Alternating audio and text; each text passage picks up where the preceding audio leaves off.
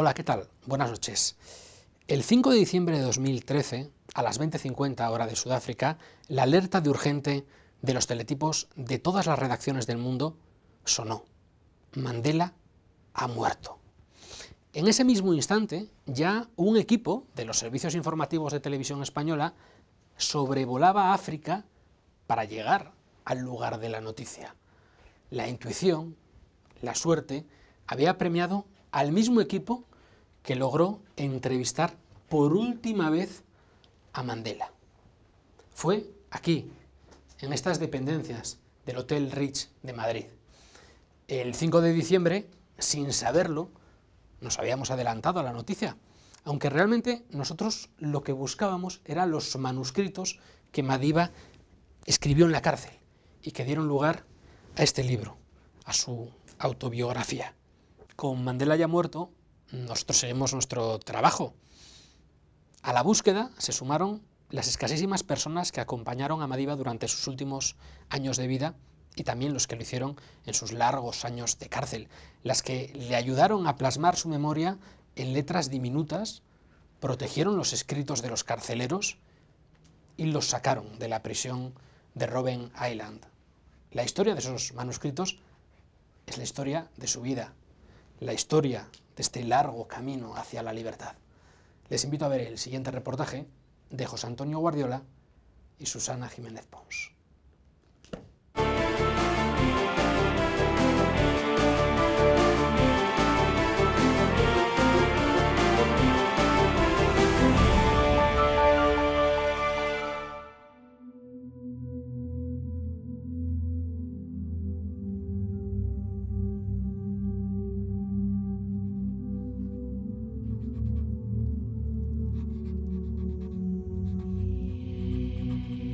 Nací el 18 de julio de 1918 en Mbeso, una pequeña aldea a la orilla del río Mbase, en el distrito de Umtata, capital de Transkei.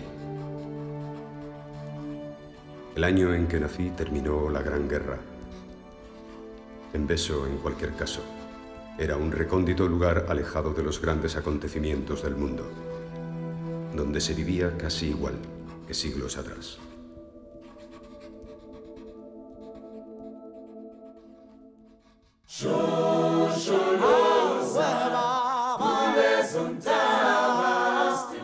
The Africans retire on the basis of one man, one vote. Against white domination, I am prepared to die. In bringing about reconciliation. Take your guns, your knives, and throw them into the sea.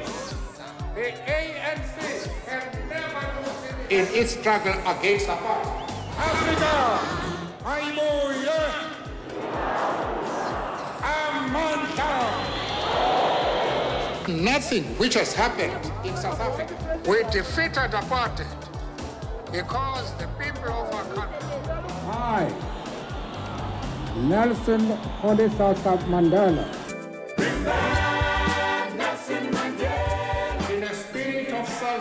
That the consequences of apartheid, freedom from deprivation, freedom from suppression, and freedom from fear.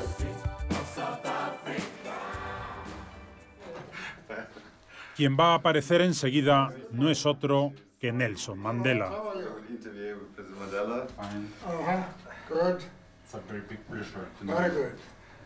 Se dispone a conceder la última entrevista en exclusiva de su vida.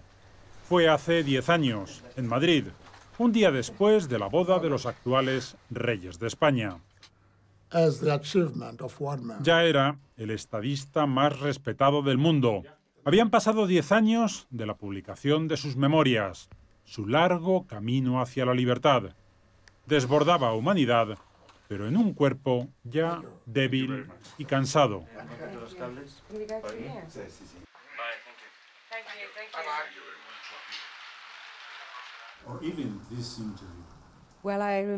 Bueno, recuerdo ese viaje específicamente para la boda. Él fue uno de los, o el único, no miembro de la realeza que fue invitado. Estaba muy orgulloso por eso. Él recordaba que, en efecto, nació miembro de la realeza como príncipe, en nuestra cultura, pero era de la realeza. Y sí, recuerdo esa entrevista.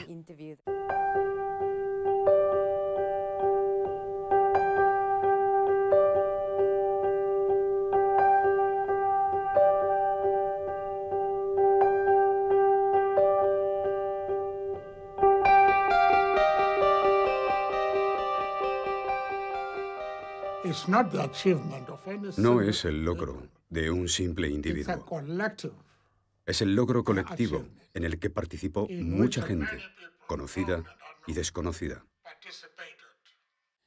Sí, fue un esfuerzo colectivo, pero también hay que creer en uno mismo. Y él sí tuvo una visión para liderar ese esfuerzo colectivo. Zelda Lagrange le conoció hace 20 años. Él, presidente. Ella, mecanógrafa.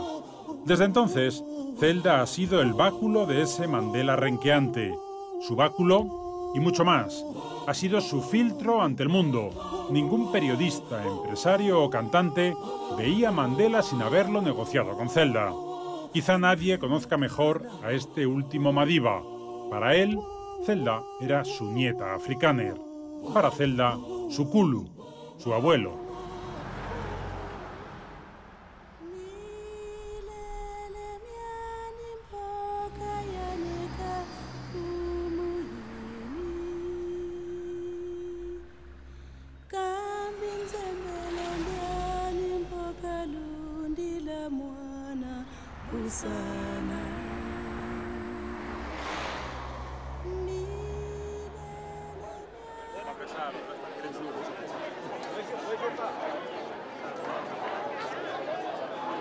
Sudáfrica nos sorprendió a todos al festejar la muerte de su ciudadano más universal. Mandela había muerto, pero el llanto se trocó rápidamente en cánticos y bailes.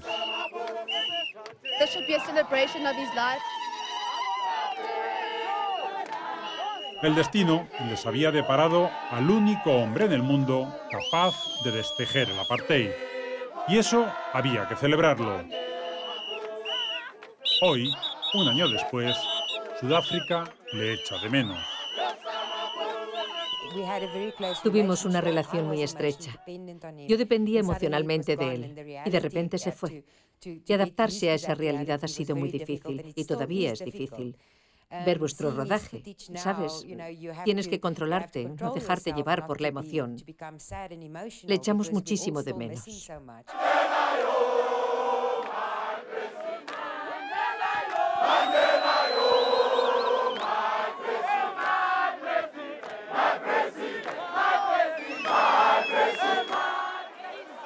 Entre los miles de sudafricanos que hicieron interminables colas para dar el último adiós a Madiba, Televisión Española se fijó en Janet.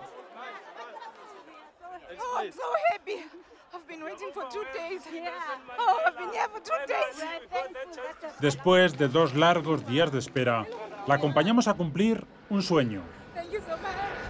Conocer a Mandela, aunque el Mandela que conoció estuviera ya embalsamado.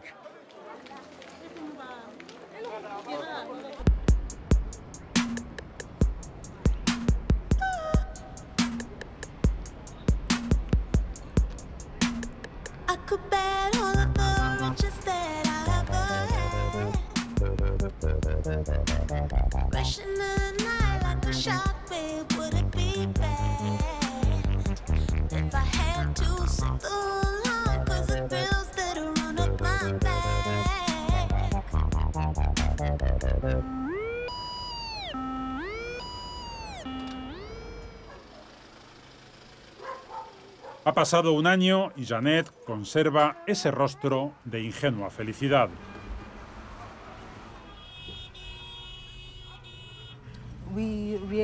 Le echamos realmente de menos. Fue un gran hombre, con un gran sentido del humor. Nos enseñó a perdonar. Nos hizo creer que algún día Sudáfrica sería un país democrático. Janet es de los jóvenes sudafricanos que no sufrieron el apartheid. De los que tienen a Mandela como referente. De los que buscan, en su vida y sus memorias, una fuente inagotable de consejos. Richard? Hello. Yes, I would like to pay. Thank you very much. It's 300 rand. Thank you. El largo camino hacia la libertad fue el viaje que este ser excepcional logró transitar para pacificar un país descompuesto. Pero es también el título de un libro escrito a escondidas, lejos de la vigilancia de los carceleros de la prisión de la isla de Robben. El libro es la memoria viva de Mandela y nos hemos propuesto convertirlo en protagonista y compañero de viaje para descubrir así la apasionante historia que atesora.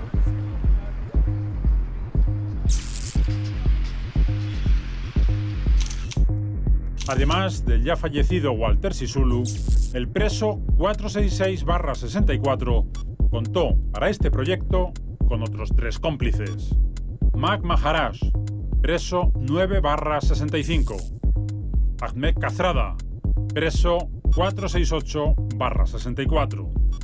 Lalu Isu Chiba, preso 8/65.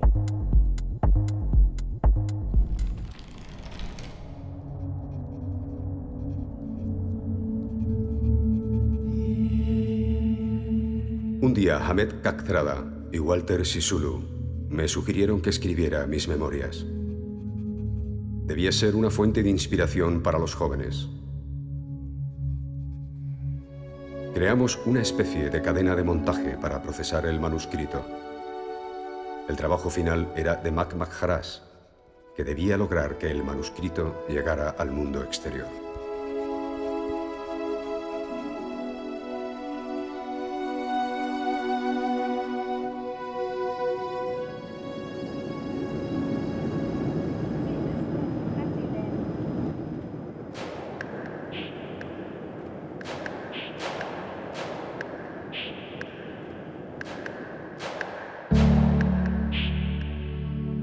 El hombre clave para conocer la intrahistoria de este libro es Mac Maharaj, compañero de celda de Mandela y portavoz y consejero áulico del actual presidente Jacob Zuma.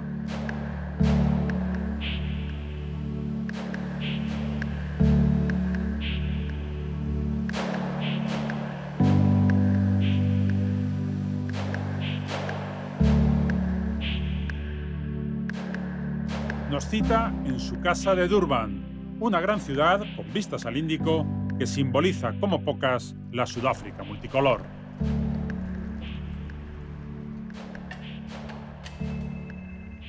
Maharaj? Yeah, just push the door and then when you come to turn right. Okay, thank you. Lo que recuerdo es que Mandela escribía unas 10 páginas por noche. A la mañana siguiente lo primero que hacía era entregármelo. Y esa misma noche yo lo transcribía en este papel.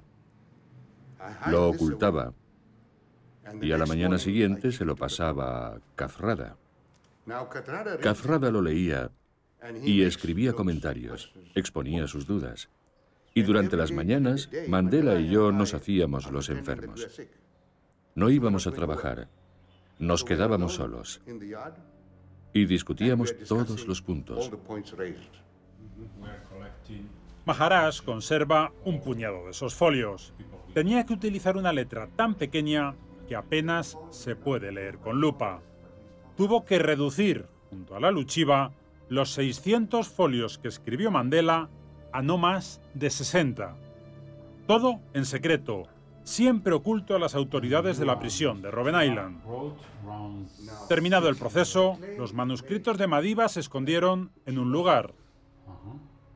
Y para ocultar las transcripciones, se empleó un sistema tan original como artesanal. Estos libros Tenían una portada muy gruesa y con una cuchilla rasurábamos la cubierta y la abríamos. Lo que hacíamos Lalu y yo era coger estas hojas, apilarlas una encima de la otra y meterlas entre las cubiertas. Y así montábamos una cubierta muy dura. De modo que cuando lo abres, descubres un simple archivo de estadística sobre Sudáfrica. Maharaj camufló las transcripciones entre el montón de documentos y libros de estadística que tenía en su celda. Fue el elegido porque iba a ser el primero en abandonar la cárcel. El día de su libertad debería llevarse consigo todos sus documentos, incluidas las transcripciones ocultas de las memorias de Mandela. Todo estaba previsto, menos, como siempre, sorpresas de última hora. Un día llegan, me cogen y me llevan a la oficina. Ya en la oficina me dicen, bueno, ¿te vas?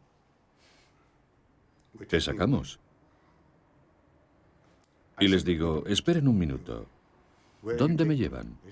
Te llevamos. Te sacamos de Robben Island. Y ya no vuelves a tu celda. Yo estaba preocupado por mi material de estudio, mis libros. Debo tenerlos y registrarlos. No hay problema, dicen. Ahora vamos y lo empaquetamos. Y dije, no, no, no. En mi celda hay libros de otros prisioneros. Y otros prisioneros tienen libros míos. Me tienen que llevar. Y dicen, no, no te vamos a llevar. Y dije, vale. Los camaradas que mejor conocen mis libros son Kathrada y Chiba.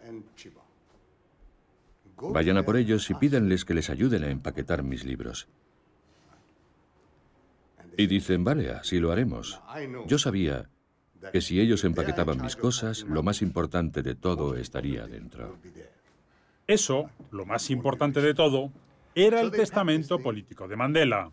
El ingenio de Maharaj y su rápida reacción permitió sacar las transcripciones de la cárcel.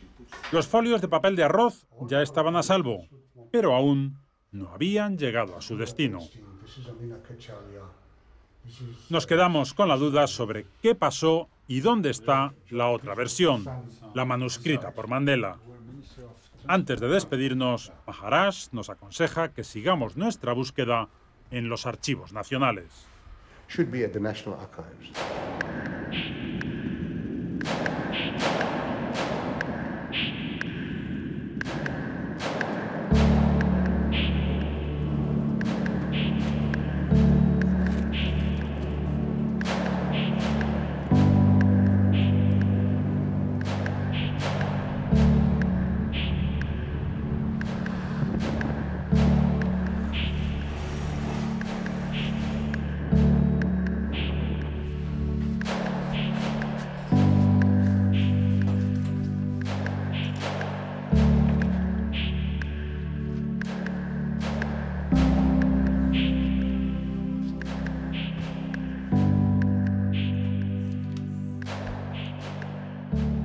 Esta es claramente la letra de Nelson Mandela. Nelson Mandela, su número de preso, 46664, el sello de la censura de la prisión, con lo cual esto debe ser una carta. Y esto que parece una comunicación interna entre los presos.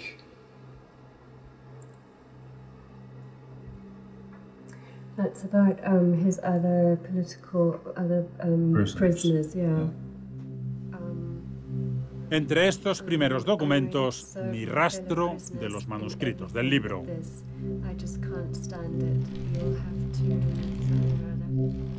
Pasa un largo rato hasta que hallamos una decena de folios que sí parece corresponder al texto de sus memorias.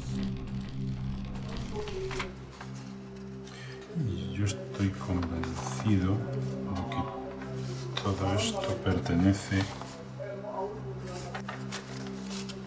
al libro del largo camino hacia la libertad.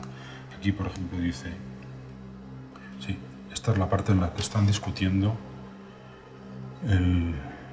la decisión del Congreso Nacional Africano de iniciar la lucha armada, que son mis notas. Adopción de la lucha armada 281. A ver qué dice.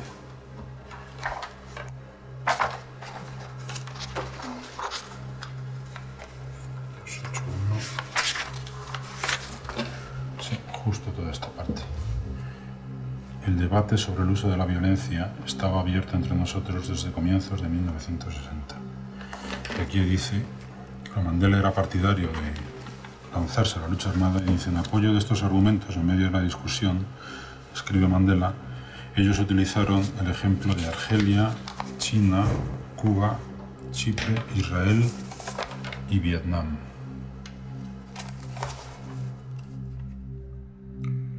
La verdad es que es muy emocionante tocar estos folios que Nelson Mandela escribió en secreto en la cárcel de Robben Island. Y luego dice mucho del personaje, ¿no? De su rectitud. Lo recto que escribe siempre, siempre el mismo tipo de letra, incansable, siempre respetando los márgenes. En los archivos nacionales hemos localizado una pequeña parte del material. ¿Qué pasó con el resto? En todo Sudáfrica solo quedan vivas 2 personas que lo pueden saber: Lalu Chiba y Ahmed Kathrada.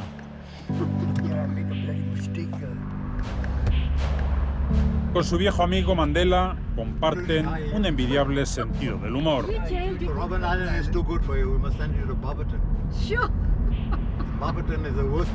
Les acompañamos entre risas por las calles de Johannesburgo. Kathrada fue, más que amigo, hermano de Mandela. De sus labios salió una frase en la que se apoyó Mandela cuando la condena en Robben Island parecía no tener final.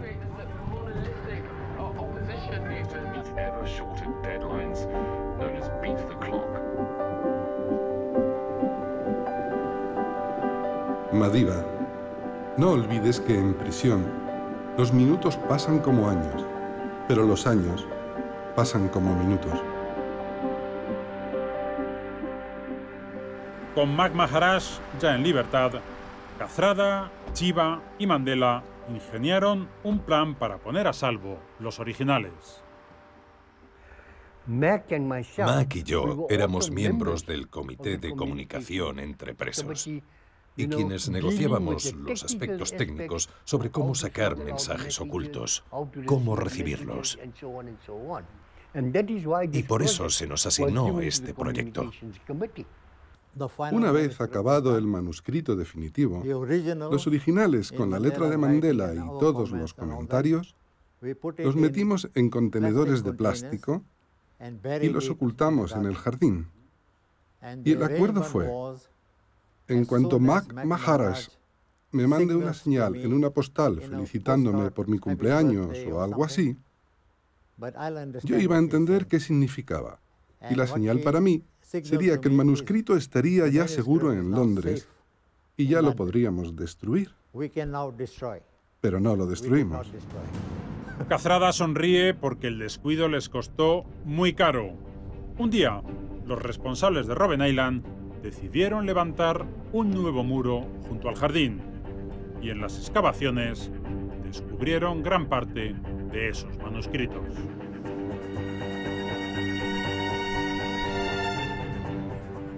Mandela, Sisulu y yo fuimos castigados. El castigo fue que durante 4 años nos prohibieron estudiar porque habíamos abusado de esos privilegios de estudio. Ahora entendemos por qué apenas queda un puñado de folios escritos por Mandela. Casi todos cayeron en manos de las autoridades de la prisión.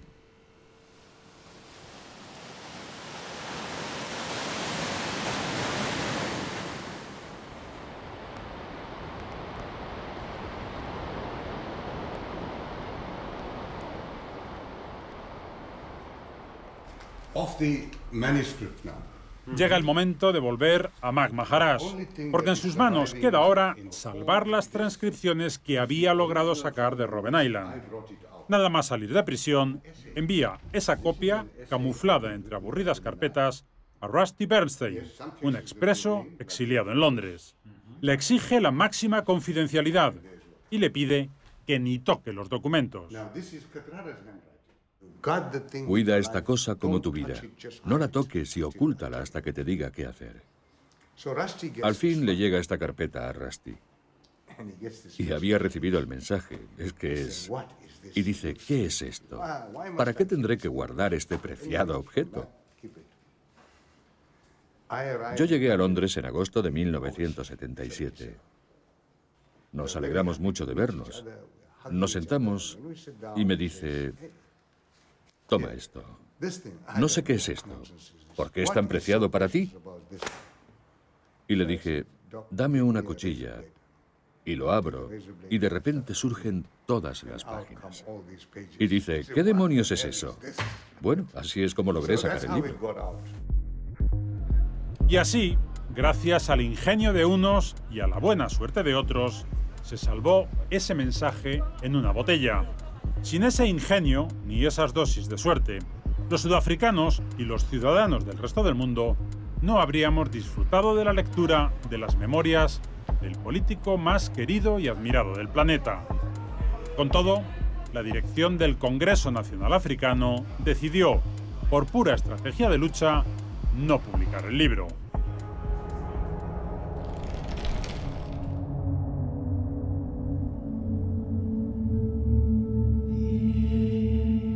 Años después, en los 90, Mandela decidió reconstruir la historia basándose en los apuntes que habían sobrevivido. Lo hizo ya en libertad. El libro se publicó en 1994, casi 20 años después de aquella charla entre Sisulu, Kathrada y Mandela en un patio de la prisión de Robben Island.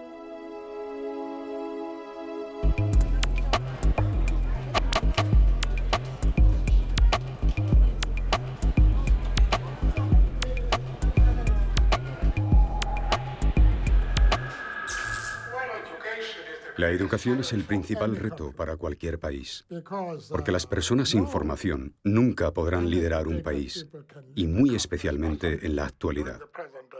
Madiba insistió en que todos nosotros debíamos utilizar el tiempo en prisión en estudiar. Quiero citar que Cathy... Cathy soy yo. Este es Cathy.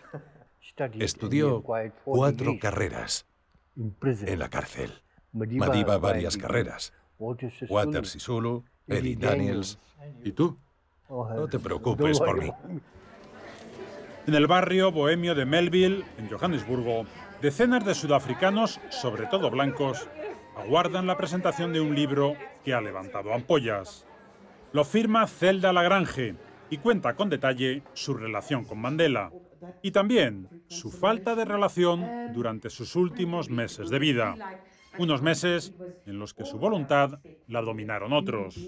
Le preguntamos directamente quién controló la vida de Mandela durante su larga agonía. Me gustaría decírselo. En realidad yo misma tampoco lo sé. Fue un momento muy triste al ver cómo se desarrollaban estas cosas.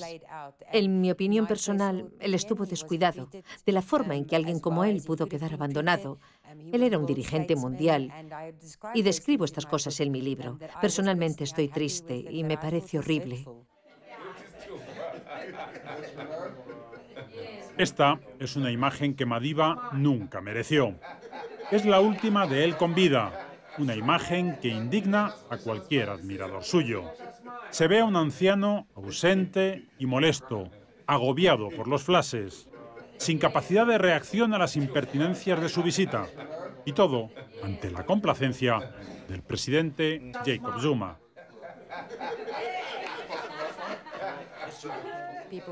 Las personas que le visitaron ese día quizá estuvieran muy nerviosas por reencontrarse en la misma habitación con él que el presidente Zuma. Pero lo que pasó es bien conocido, está grabado y es duro de ver. En su libro, Zelda recuerda cómo algunos miembros de la familia le sugirieron que no volviera a visitar a Mandela.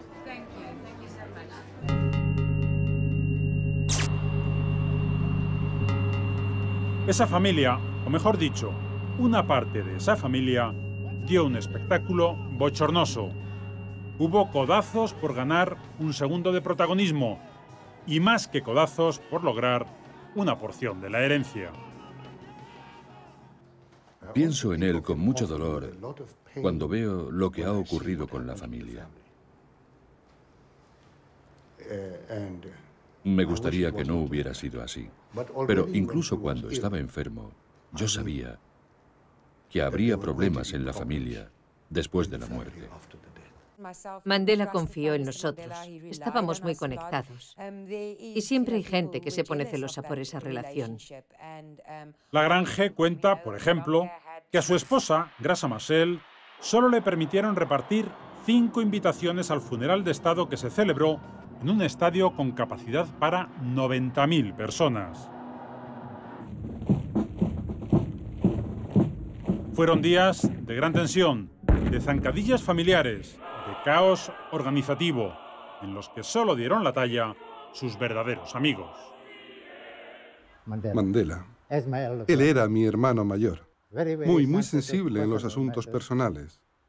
Al final de mi discurso en Kuno, antes del entierro, dije que se había ido y que no sabía ahora a quién dirigirme. Y no lo sé. I have lost a brother. My life is in a void, and I don't know who to turn to. Thank you very much.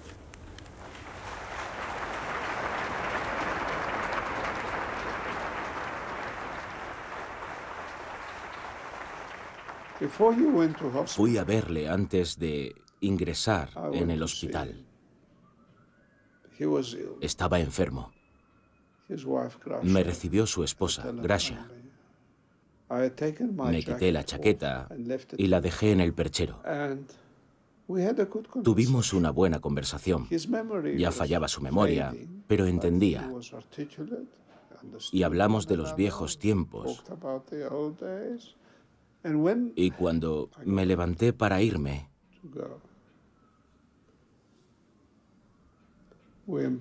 nos abrazamos, nos dijimos adiós. Y cuando me iba dijo, George, asegúrate que no te dejas la chaqueta.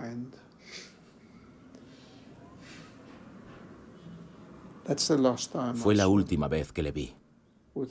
Con esa imagen me quedo. La de un amigo que se preocupa porque no me deje mi chaqueta.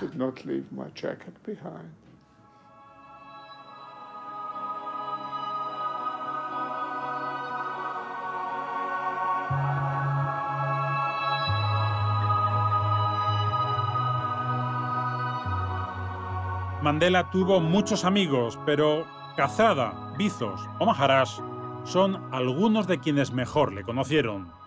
Les pedimos que lo retraten con un recuerdo.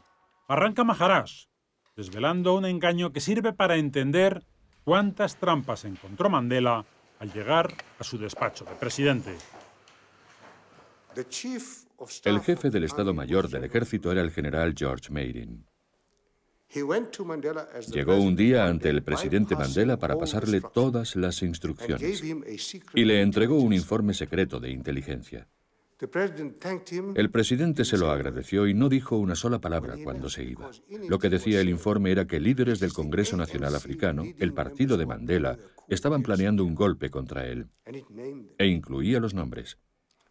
Mandela solo llamó tranquilamente a un juez llamado Ali Mohammed y le dijo, «Juez, quiero que investigue este informe y me diga si es cierto o no». Cuando el juez hubo investigado, volvió y le dijo, «Es falso». Mandela llamó al general Meighen y le dijo, «General, me dio un informe falso». Y eso creó una situación con solo 2 salidas. Retirar al general y que cobrara su pensión, o despedirlo. Y eligió retirarlo. Y esto ocurrió sin que nadie se enterara. Sonría cuando empuje a la gente. Nos lo decía. Sonría cuando empuje a la gente. Nos decía que entendía que necesitábamos empujar para alejarle a la gente. Pero por favor, no sea brusco y sonríales. Un joven miembro de su familia acudió a visitarle a Robben Island. Y Madiba le preguntó, ¿estás estudiando? No. Le dijo, solo me podrás volver a visitar cuando te hayas matriculado. Mientras tanto, no vengas. Siendo él ya presidente, un día vino a comer a casa mi suegra. La llevaba de vuelta a casa, pero paré en la casa de Mandela para entregarle unos documentos. Dejé a mi suegra en el coche. Le di los documentos, charlamos un segundo y me acompañó hasta el coche. Le dije, esta es mi suegra, Mary.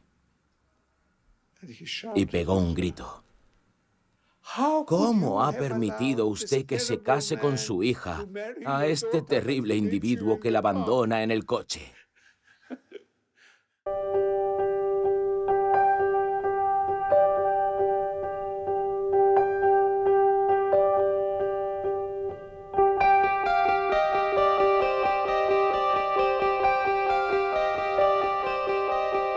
El joven Chepo repasa el largo camino hacia la libertad. Es guía en la Casa Museo de Mandela y ese libro es su material de trabajo. Lo conoce bien, se lo explica a los miles de turistas que se acercan al 8115 de Orlando West, en Soweto, el hogar de los Mandela antes de su ingreso en prisión. Me siento muy triste cuando se refieren a él en pasado. No hay que referirse a él como era. Hay que decir es. Lo prefiero así. Mandela finalizó su libro en 1994 reconociendo que su largo camino hacia la libertad aún no había terminado, que celebradas las elecciones y admitida la diversidad, se tomaba un respiro para mirar atrás. Y que terminada esa pausa, volvería a escribir su historia. Ahora, Zelda Lagrange nos desvela que la segunda parte de sus memorias la disfrutaremos dentro de no mucho tiempo. En realidad está en fase de recopilar información de consejeros de Mandela, tanto en la presidencia como en el Congreso Nacional Africano. Están intentando completarlo porque él dejó de escribirlo. Nunca lo terminó. Pero ahora depende de esta gente que siempre ha estado muy comprometida con él. Yo creo que van a reanudar la escritura de los siguientes capítulos y van a terminar ese largo camino hacia la libertad.